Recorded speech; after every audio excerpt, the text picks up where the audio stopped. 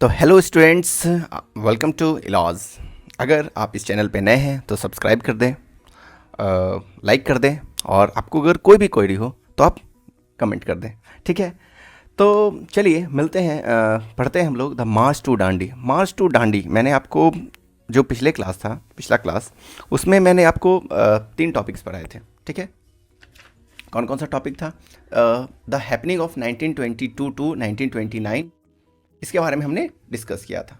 ठीक है, अब आज जो है हम लोग को जानना है कि मार्च टू डांडी, कि सर जो डांडी मार्च के बारे में हम लोग को सीखना है। ठीक है, डांडी मार्च क्या होता है, डांडी मार्च इसके बारे में जानते हैं। उसके पहले मार्च टू डांडी पढ़ने से पहले एक चीज़ मैं पूछना चाहूँगा, हमने क्या क्या पढ़ा था? हमने जो है पढ़ा है किसके बारे में? भगत सिंह के बारे में। भगत सिंह। ठीक है, भगत सिंह, इनकी जो है इनको फांसी दे दी जाती है। कब दी जाती है? 23 मार्च 1921 को, 1931 सॉरी। कब दी जाती है? भगत सिंह को फांसी कब दे दिया जाता है, हैंग कर दिया जाता है? कब? 23 मार्च 1931 को। इतना याद रहेगा। आपको HSRA के बारे में मैंने बताया था। क्या बताया इसका फुल फॉर्म? हिंदुस्तान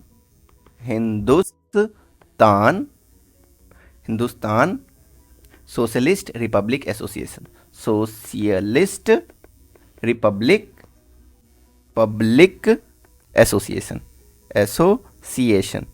किनके द्वारा बनाया गया था, ये पता है? कब बनाया गया था? ये सारी की सारी याद है। पिछले क्लास में मैंने बताया था सर कि 17 दिसंबर 1928 में बनाया गया था। किनके द्वारा बनाया गया था? भगत सिंह, आज़ाद, राजगुरु। ठीक है कि नहीं? इन सभी के बारे में मैंने आपको डिस्कस किया था। कहाँ पे किया गया था? फिरोजशाह कोटला में, जो कि दिल्ली में पड़ता है। अब हम लोग आगे जानते हैं मार्च टू डांडी के बारे में।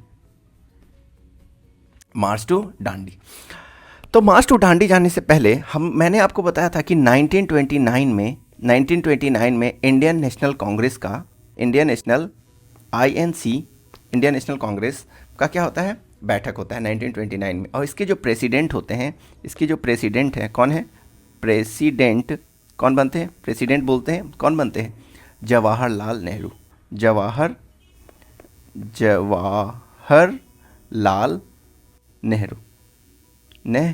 कौन बनते हैं इसके प्रेसिडेंट? जवाहरलाल नेहरू। हम लोग पहले स्वराज मांग रहे थे, लेकिन जब 1929 में जब कौन? जवाहरलाल नेहरू प्रेसिडेंट बनते हैं आईएनसी के, तो इन्होंने क्या कहा कि हमें जो है स्वराज नहीं, हमें पूर्ण स्वराज चाहिए। क्या चाहिए? पूर्ण स्वराज चाहिए। हमें जो है क्या चाहिए?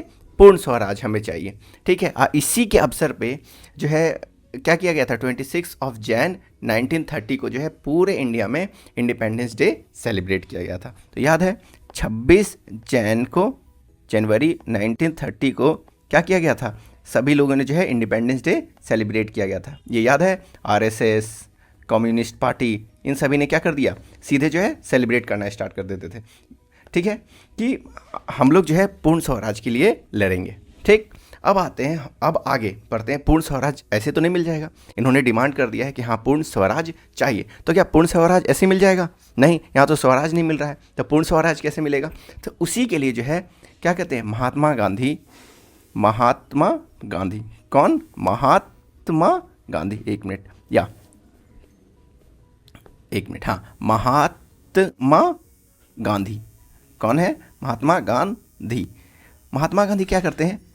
महात्मा गांधी कहते हैं कि हम लोगों को जो है पूर्ण स्वराज ऐसे ही, मतलब खुद जो है चल करके नहीं आ जाएगा। अब बताइए ना, हमें स्वराज मिल रहा है, तो क्या पूर्ण स्वराज मिल जाएगा? पूर्ण स्वराज का मतलब कि सारा का सारा कुछ भी जो करेंगे वो सारा हम करेंगे, आपको उस पर कोई हक नहीं होगा। तो क्या ऐसे मिल जाएगा? तो सर नहीं, ऐसे तो नहीं मिलने वाला है।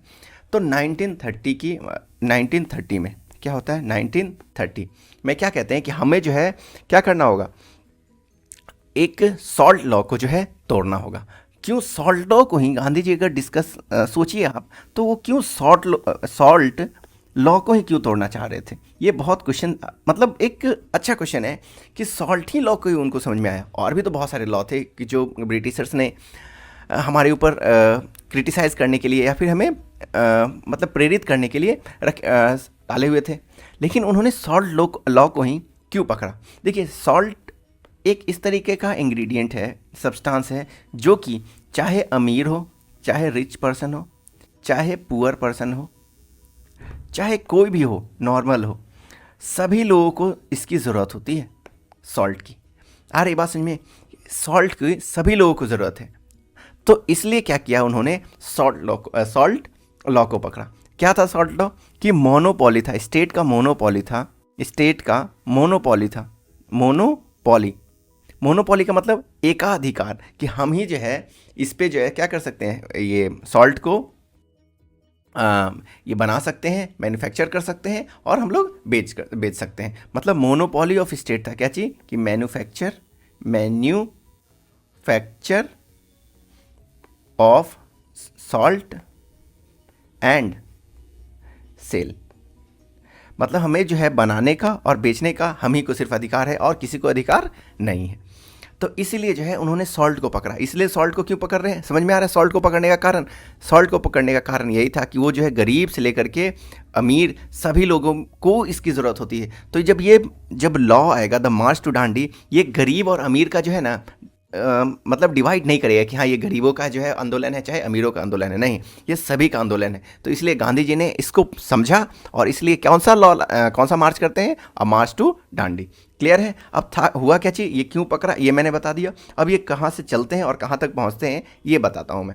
देखिए, अब जो है गांधी जी स्टार्ट करते हैं कहाँ से, साबरमती आश्रम से। ये क्वेश्चन है। महात्मा गांधी जो है मार्च टू डांडी, कौन सा मार्च, मार्च टू डांडी,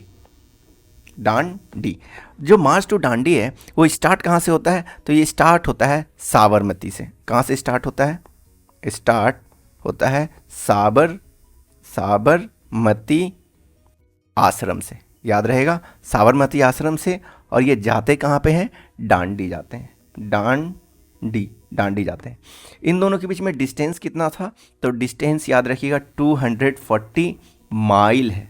माइल क्या है? 240 माइल्स। और 1 माइल्स इज इक्वल्स टू, याद रखने वाला चीज़ है कि 1 माइल्स में कितने किलोमीटर होते हैं?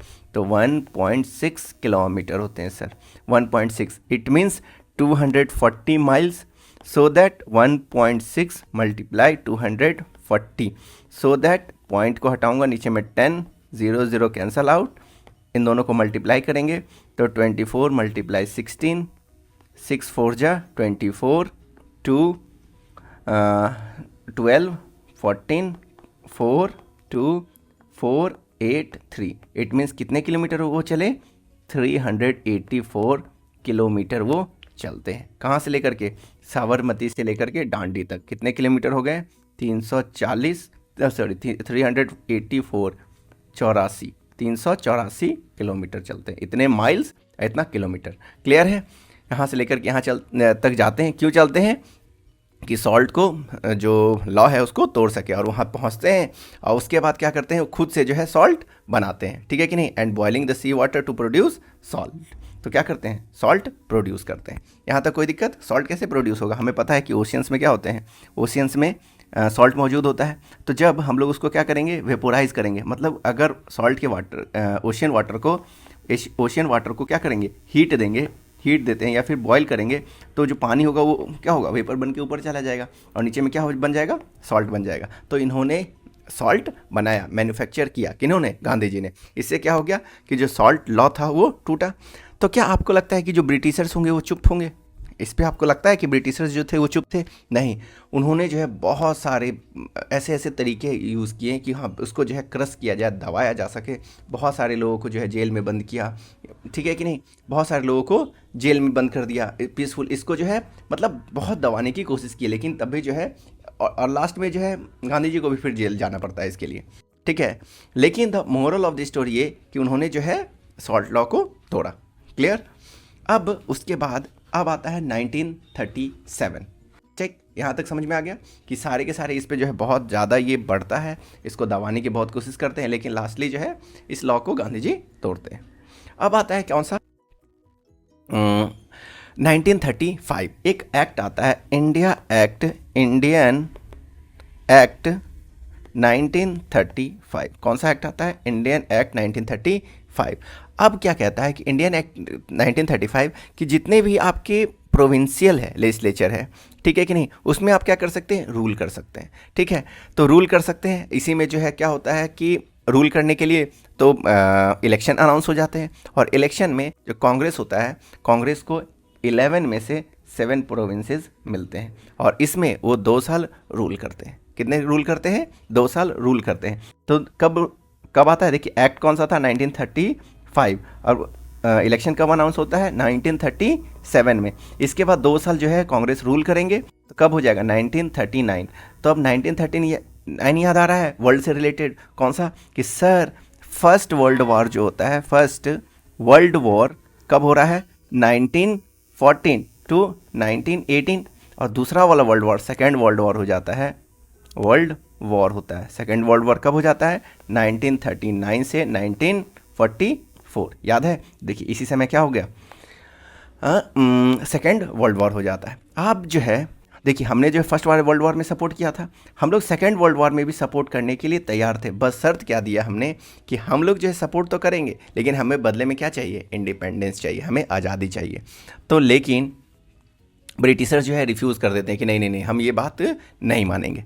ठीक है, ये बात नहीं मानेंगे। तो 19 जैसे ही ये बात हुई कि हाँ हम ये बात नहीं मानेंगे, तो गांधी जी को लगा कि अरे ये तो हमें जो है आज़ादी ही नहीं देंगे, मतलब आज़ादी मतलब जो है हमें जो है आज़ाद करेंगे ही नहीं। ऐसे ऐसे सिचुएशन में भी वो आज़ाद नहीं करने के लिए तैयार हो रहे हैं।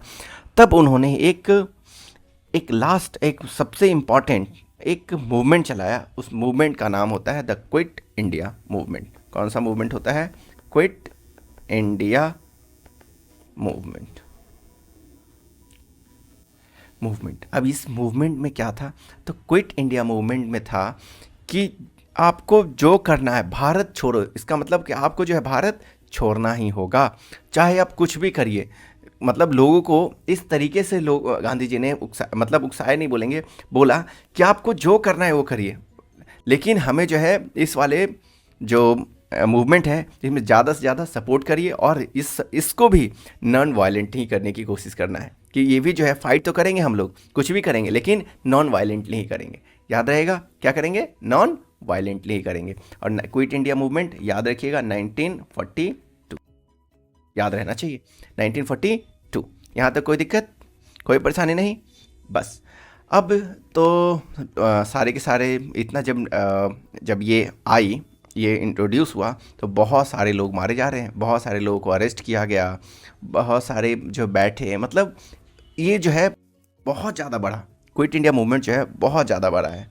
ठीक है, और ये याद रखने वाली है कि ये भारत छोड़ो आंदोलन था, और इसी में जो है गांधी जी ने एक नारा दिया। उसका नारा था क्या चीज़? भारत छोड़ो आंदोलन में क्या था? कि करो या फिर मरो, डू और डाई। इसी में जो है एक क्या नारा दिया है जिसका कहना था डू और डाई, करो या फिर मरो। इसी में गांधी जी ने क्या दिया है? नारा दिया है। कोई परेशानी? अब आता है क्विट इंडिया मूवमेंट में towards India's independence and partitions. Partitions में क्या क्या था, क्यों जो है पार्टीशन के लिए लोग जो है कह रहे थे, इसके बारे में थोड़ा सा जान लेते हैं। इसमें जो है पार्टीशन का जो केस आता है वो मेनली जो है वो किस पे डिपेंड करता है? मुस्लिम लीग पे। Meanwhile of Muslim league towards the independence and partition mainly जो है डिपेंड करता है किस पे? मुस्लिम लीग पे। किस पे डिपेंड करता है? मुस्लिम लीग पे। तो मुस्लिम लीग पे आपको डिपेंड करेगा क्या? Towards independence and partitions. क्या था टुवर्ड्स इंडिपेंडेंस एंड पार्टीशंस? मतलब हम लोग जब इंडिपेंडेंस हो रहे हैं तो इसी समय पार्टीशन का गेम कहाँ से आ जाता है, इसके बारे में जान लेते हैं। ठीक है, क्विट इंडिया मूवमेंट समझ में आ गया है, आपको मार्च टू दांडी समझ में आ चुका है।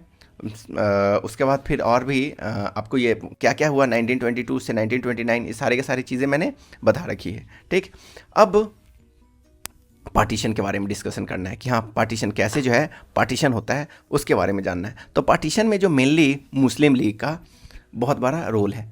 क्या है कि हमें भी जो है क्या चाहिए, उन्होंने जो है 1940 में, कब? 1940 में इन्होंने एक डिमांड कर दिया क्या? कि हमें भी इंडिपेंडेंट स्टेट चाहिए। स्टेट्स चाहिए, ठीक है कि नहीं, किसके लिए, फॉर मुस्लिम्स के लिए। आए बात समझ में। और इसी से जो है जो नॉर्थ वेस्टर्न और ईस्टर्न एरियाज़ में क्या बोला गया, एक हमें कंट्री चाहिए। तो लेकिन द रिजोल्यूशन जो था वो पाकिस्तान के लिए तो था नहीं, आई बात समझ में। लेकिन ये बहुत के सारी जो चीज़ें चल रही थी कि हाँ हमें जो है क्या कहते हैं, अलग पाकिस्तान चाहिए, पाकिस्तान नहीं चाहिए, इसमें बहुत सारे पेचीदगी है। मतलब आए कुछ बात माने, लेकिन इसमें जो है मुस्लिम ग्रुप्स थे वो सारे के सारे कह रहे थे कि नहीं हमें जो है अलग से ये चाहिए। सरदार वल्लभ भाई पटेल बोलते हैं कि नहीं हमें जो है बिल्कुल हम जो है आपको अलग से ये देश नहीं देंगे। लेकिन लास्टली जो है क्या होता है कि हाँ सभी लोग, जो हमारा मेन जो फोकस था, जो ब्रिटिशर्स चाह रहे थे कि हाँ ये लोग बढ़ जाए और लोगों को जो है आज़ादी नहीं मिले, फ्रीडम नहीं मिले, वो इस पर कामयाब हो रहे थे। तो लास्टली जो है फिर गांधी जी को मानना पड़ गया और इसीलिए फिर क्या होता है, हमारा पाकिस्तान 2 पार्ट्स में डिवाइड हो जाता है, ठीक है कि नहीं।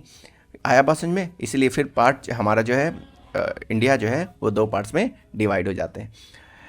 अब कुछ चीज़ जो है, एक दो छोटे छोटे टॉपिक्स जो है कि पाकिस्तान जो है कैसे जो है 16 अगस्त 1946 को जो है अपना ये डिमांड कर लेते हैं। अगर नहीं तैयार हो रहे थे लोग तो बहुत बहुत ज़्यादा जो है राइट्स करा देते हैं, बहुत सारे लोग मारे जाने लगते हैं कि हाँ हमें जो है अलग से नहीं दिया जा रहा है। तो इसके कारण जो है लास्ट में देखा क्या गया कि हाँ अब को जो है हमें मुस्लिम को जो है अब क्या करना होगा, देना पड़ जाएगा। मतलब देना पड़ेगा कि पार्टीशन जो है बहुत इंपॉर्टेंट हो गया है कि अब बिना पार्टीशन के कोई उपाय नहीं है। तो इसीलिए जो है फिर हमारे जो देश है वो 2 पार्ट्स में टूट जाता है, इंडिया एंड पाकिस्तान से। और वो ये क्यों होता है, due to the All India Muslim League. और उसके जो हेड कौन थे, मोहम्मद अली जिन्ना। याद रहेगा, कोई परेशानी नहीं। तो सर मैंने आपको ज़्यादा से ज़्यादा चीज़ें जो है सब कुछ ज़्यादा से ज़्यादा मैंने डिस्कस कर दिया है। और अगर आपको कोई में कुछ लगे कि हाँ सर इस वाले टॉपिक को आप फिर से जो है थोड़ा बता दीजिएगा, तो आप मेरे को जो है कमेंट ज़रूर कर दें, जिससे मैं आपको वो वाला टॉपिक जो है स्पेशल आपको मैं बता दूंगा, ठीक है। तो कमेंट, लाइक और सब्सक्राइब करना ना भूलें, ठीक है। मिलते हैं अगले क्लास में, ठीक है कि नहीं।